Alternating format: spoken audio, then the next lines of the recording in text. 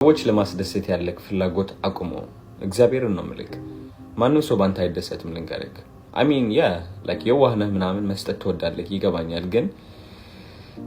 ሰው ባንተ መደሰት የማይችልበት ምክንያት because በራሱ መደሰት አልቻለም ገባ አብዛኛው ሰው ማለት ነው ጭንቀት ውስጥ ነው ያለው እንኳን ባንተ ሊደሰት ይቅርና በራሱ ህይወት መደሰት አልቻለም ላይክ በጣም ብዙ ነገር የጎደለበት በጣም ብዙ ሰው አለ ገባህ so like ሰዎች እኮ ማስደሰት ይችላልክ የቅርብ ሰዎች አሁን ፍቅር መስጠት ይችላልክ ምናምን ግን ራስህን እየከዳክ ሰዎች ለማስደሰት የምትሞክር ከሆነ ማለት ነው ወንድሜ ሁሌም የምታስተውለው ነገር ምንድነው መጨረሻ ላይ ራስህን ታጣለክ ገባህ ጭንቀት ውስጥ እየገባህ ነው የምትሄደው ኮንፊደንስህም ወደ መሬት እየወደቀ ይመጣል ራስህን እየጠላክ ትሄዳለክ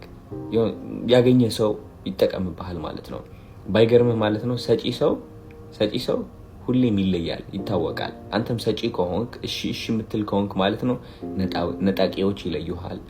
ተቀባዮች ይለዩሃል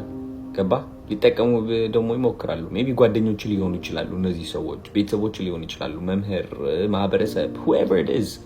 ገባ አይደለ ስለዚህ ኖ ማለት መማር አለብክ I feel like confident መሆን ከፈለክ ማለት ነው ከዛ ነው የሚጀምረው እነዚህ ሰዎችን ኖ ማለት አለብክ ኖ ካልካቸው ሊቀየሙ ብክ ይችላሉ ግን ችግሩ ምንድነው መሰለክ ወንድሜ ራስህን እየከዳክ እሺ ስትላቸው ለአመታት ቆይተክ አሁን ኖ ስትላቸው ግዴታ እንደሆነ አውቀው እሺ ማለት እንዳለብክ ሊነግሩ ይሞክራሉ even ባይናገሩም በጸባያቸው ሊያሳዩክ ይሞክራሉ እነዚህ ሰዎች ደግሞ ያንተ ሰዎች አይደሉም ገባህ አይደለ ለራስህ ያለ ካመለካከት ለራስህ ያለ ክብር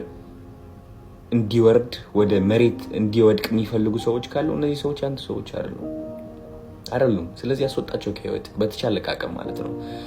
I think ብቸኛ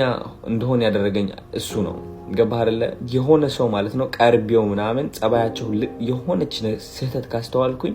like I'm going to stay away I'm not going to stay there ገባህ እና ወንድሜ choose yourself ራስህን ምረጥ ሁሌም ወዳለው ቻው